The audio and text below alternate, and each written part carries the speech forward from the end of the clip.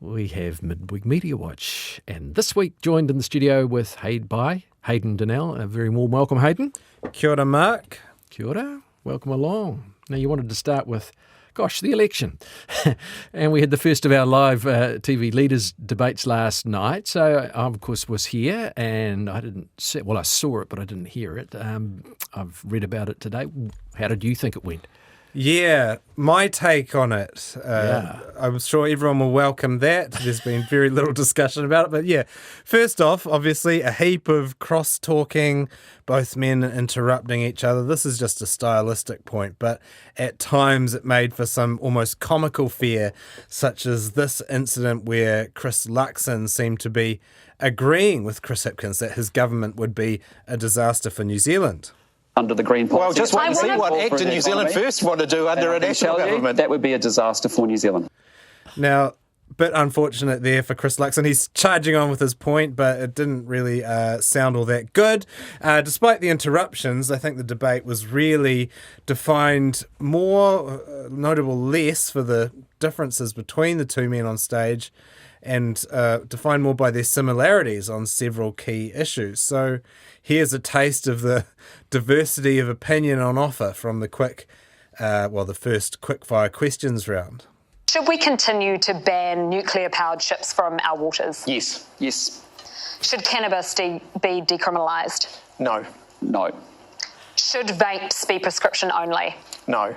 No, not at this stage, but I am interested to see what else we need to do to get it under control. Oh, just in the quickfire. Huge amount of disagreement there. And here's a clip from the second. Personally, would you be happy to pay wealth tax?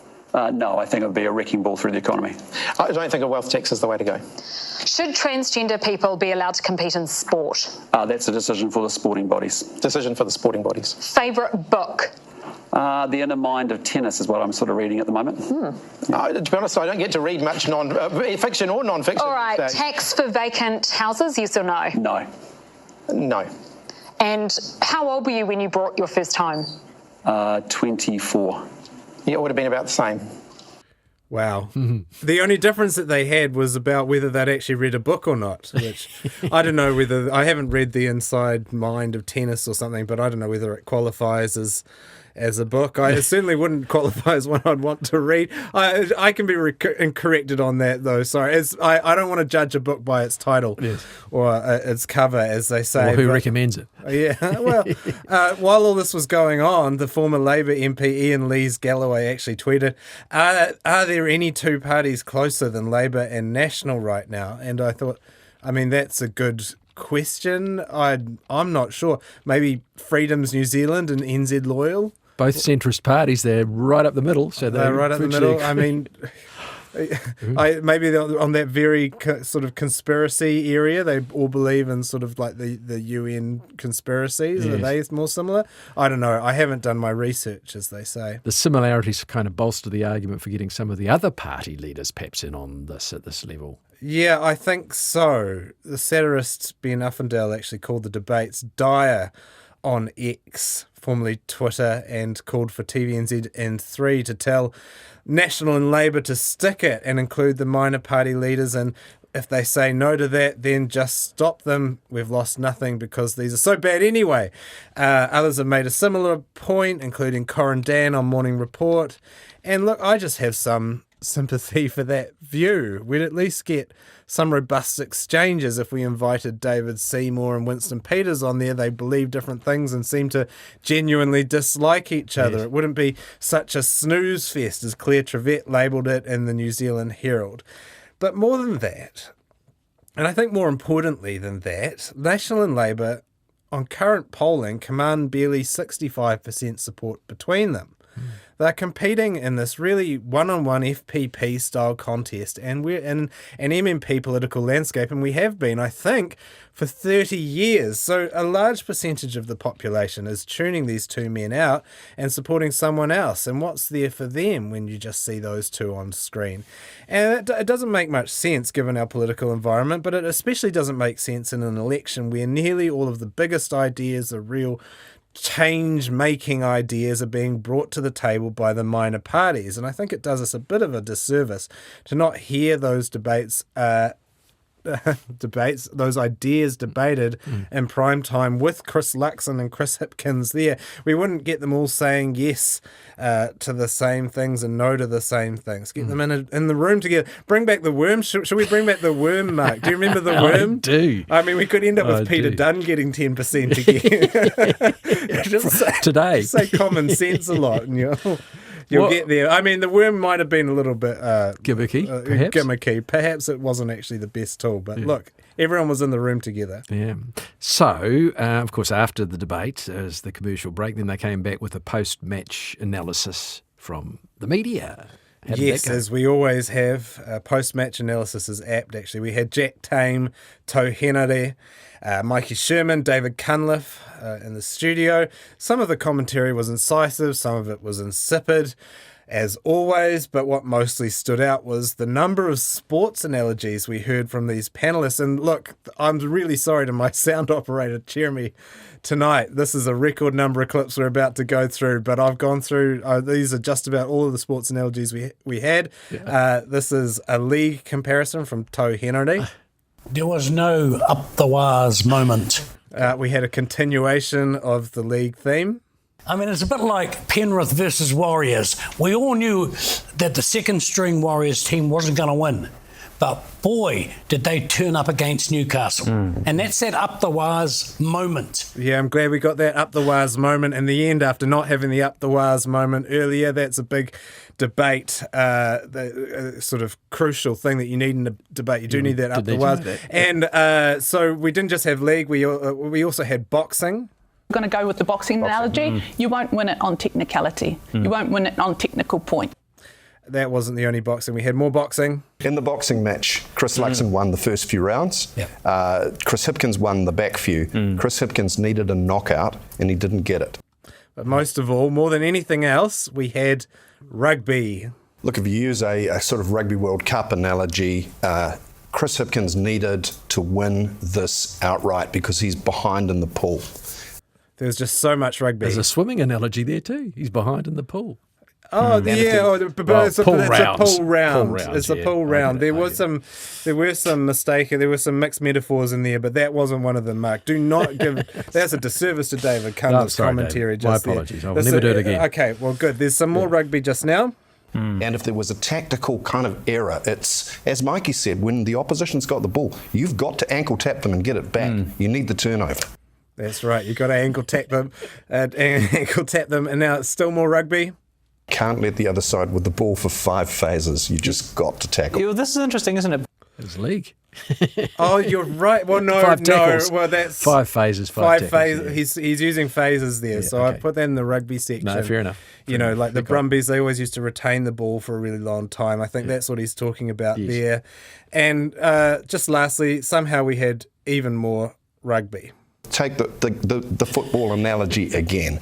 He has to kick it out of the park. He's got nothing to lose.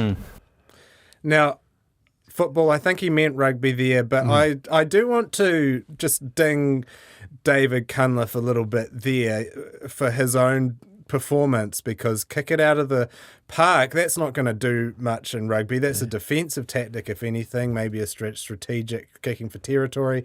It's not a big Hail Mary winning move. No. Like, that's what he's recommending Chris Hipkins does. I think he means you need to run it from inside your own 22. Yeah. He's got nothing to lose. Got nothing to lose. He's got probably I think that to Chris lose. Hipkins in the next debate does need to run it from inside his own 22, pass it to a big winger like Jonah Lomu, Joe Rokithoko, some of those big, and try and get them dashing off down the park. Now, are you really obviously not a huge fan of sporting analogies, or was it the fact that there were just so many of them in that moment? I mean, you'd say not up the wires for sporting analogies. I know. Look, I don't want to be a spoil sport, and I understand that I can be a bit of a spoil sport at times. It's a bit of a character failing of mine. But at the risk of that, they can make me a bit uncomfortable for a few reasons. And look, a caveat first, I get that the verbal combat of a debate obviously lends itself to these competition analogies. They're contests, they have winners and losers and all that, just like a sports match.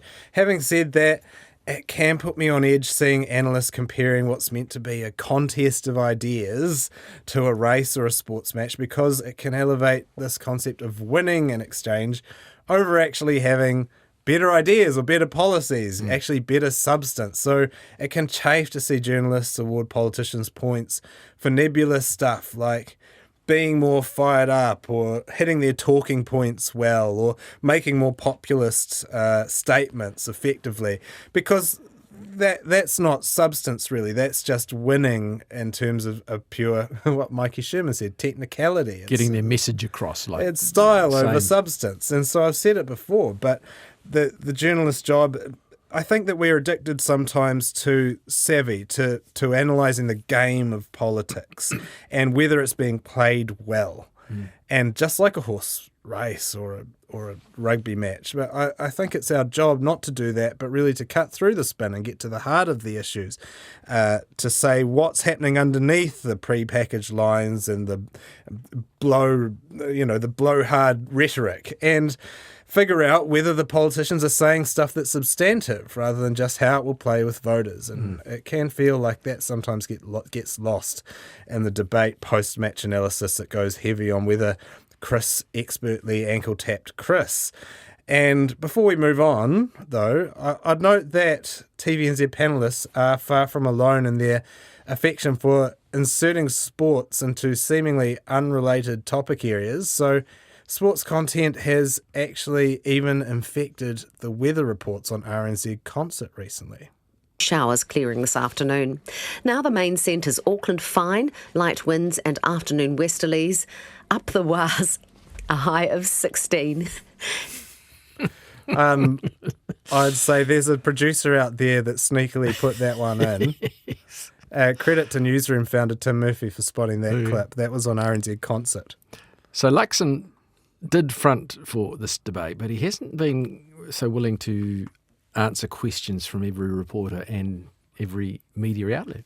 No, it's been a bit of a point of contention between National and the media recently. So it was good to see him fronting for some interrogation here, but this does follow a recent run where he's shied away from some media questions, done walkouts even, just failed to answer them. So here he is walking away from News Hub's Jenna Lynch as she fired questions to him about the nature of the backroom public service roles that National wants to cut to fund its tax cuts.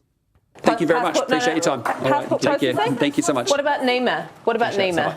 That's in the back office. What about courts? Do you want to answer whether courts are on the chopping block? So that's a plaintive few questions directed at the back of Chris Luxon by Jenna Lynch of News Hub, the political editor. And News Hub's been on the receiving end of a couple of these recently. Luxon also pulled a similar move with Lloyd Burr, though I have some sympathy with him on that one because he'd been answering questions for 20 minutes and things had devolved into a dispute about the nature of the rock he keeps referring to. Was it coal? Was it granite? When he keeps saying that National's numbers are rock solid. Mm-hmm. That's been another frustration for reporters, though, hasn't it? I mean, Christopher Luxon has had a tendency to repeat those same lines, those pre-prepared lines, like squeezed middle, or as you mentioned there, rock solid numbers. Rock solid numbers, yeah. I think they're drilled into him, and sometimes he just repeats them instead of actually addressing the question at hand. Were they banned last night, do you think? Did they pop up last night? I think that he seemed a little bit bashful about saying the cliches because he got pulled up when he said the cliches last night. Yeah. So they weren't as omnipresent last night as they have been in the media clips or the media interviews before last night. So I think it has been a long-running issue, though, where Luxon sort of repeats the phrase, our numbers are rock solid, when questioned about his tax policy, squeezed middle, all that sort of stuff. And it wouldn't be so much of an issue because all politicians have pre-prepared lines.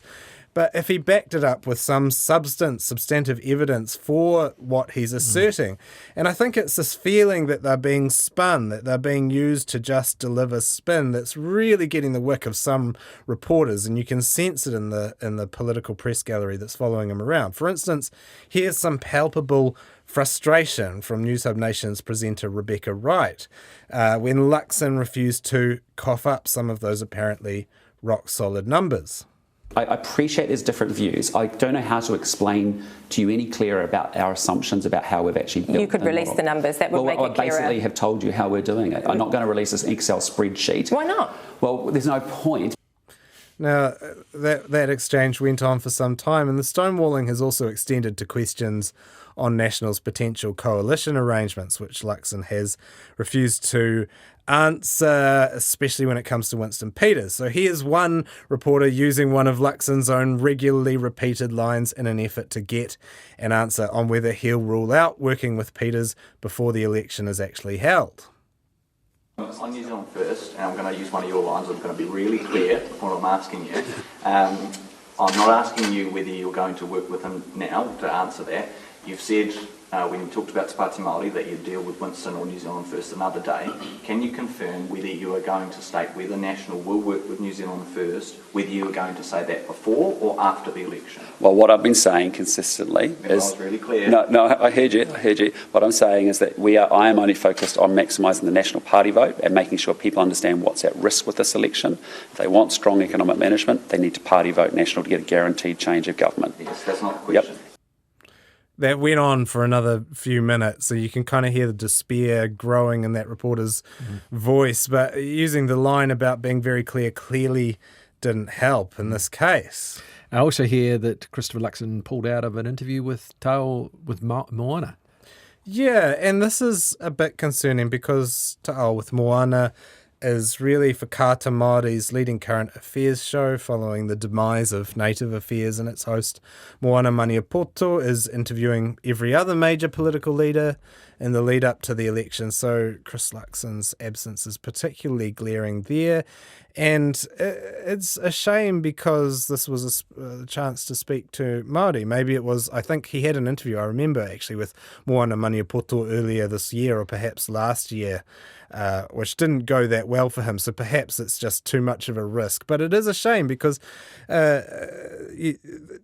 Māori have lower rates of democratic participation, and this is what the journalist Mihi Ngarangi Forbes alluded to in urging politicians to adopt an equity lens when they're deciding which interviews to front for. So it's giving Māori organisations the same chance to hear from the people that are meant to represent them as the more Pākehā focused ones, and that is an important thing because I'm not sure there are that many of those there aren't that many chances like that. Of course, none of this is seemingly hurting National in the polls. Again tonight, a poll that slightly down for National, but still very strong. Yeah, is it a worry if this persists long term?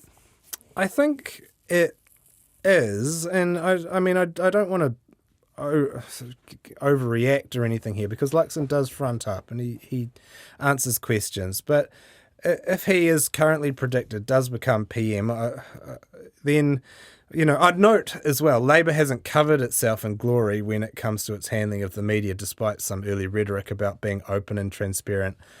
It hasn't been great at complying with the OIA in particular.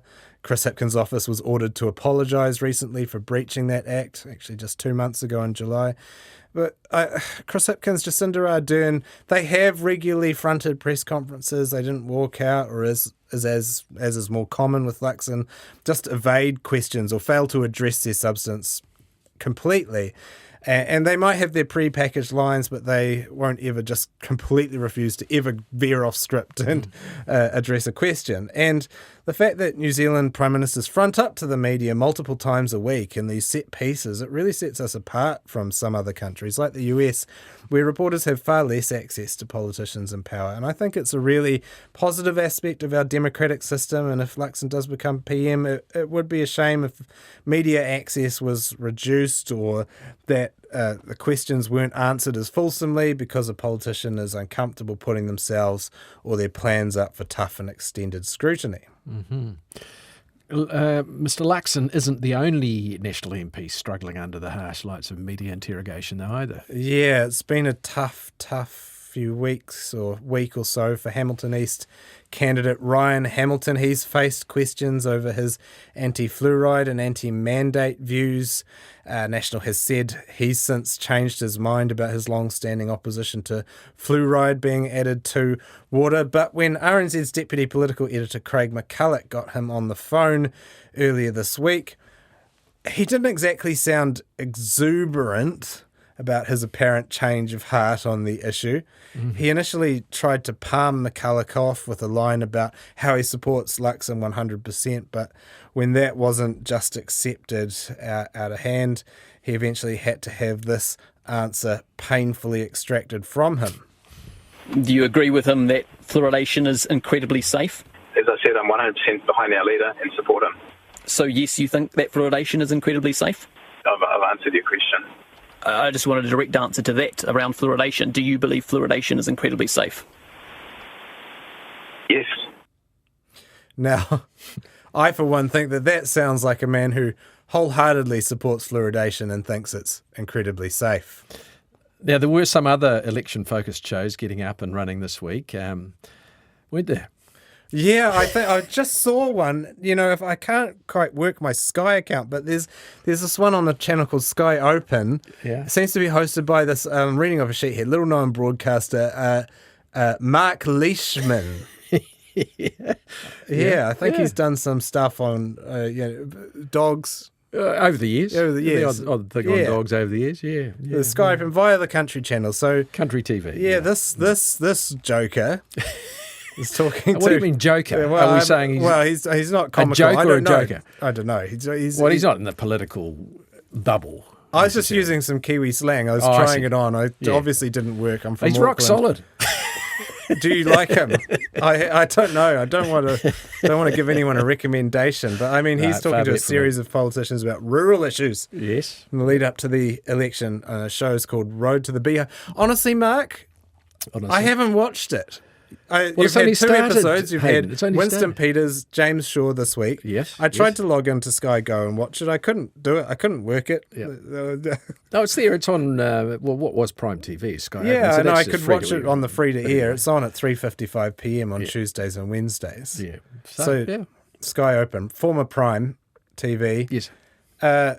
Should be good. Now, you've got...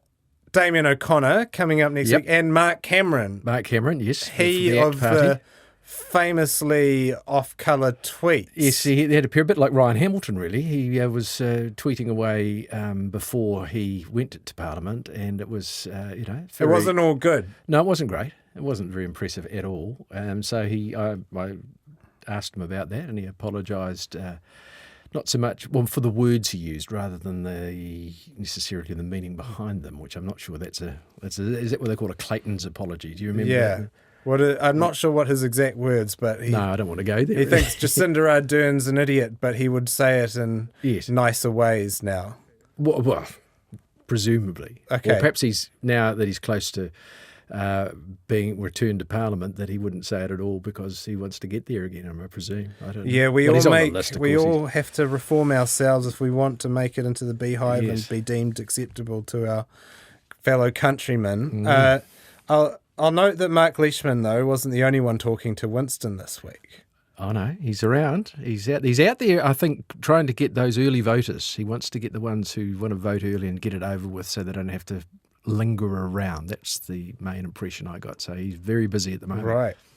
So he's pursuing that postal vote. Yes. He's, I think Patrick Gower likened him to an octopus, sort of with 8 arms sneering 0.5% vote from there and here and there and there, and he'll get to 5% maybe. I don't know. He's been omnipresent because he's also been on the aforementioned Te Ao with Moana. Unlike Chris Luxon, he fronted up. And I think that interview's worth a watch because of how Maniapoto deftly navigates what is some barely constrained hostility directed her way during this interview, particularly over her insistence on asking about Winston Peters' potential coalition partner, David Seymour. Are you and David Seymour going to work together? You're both from up north, you're both Māori. I mean, how does that all work? Oh, for goodness sake, David Seymour discovered his Maoriness the same way Columbus discovered America, purely by accident. That's a bit of a low blow. It's not a low blow, it's a fact. Please don't tell me that you put me in the same category. I think. No, you're saying in terms of working for Maori all my life, I have. That was a little bit of a tense section there. Also quite rude to David Seymour. They could be in a government together. They were about one seat off being in a potential government together based on tonight's polling. That wasn't the only tense section, though. It was there was some bristly moments in this interview. So this is another slightly tense section where Peters tries to lecture what he calls the woke, and Moana Maniapoto isn't having it.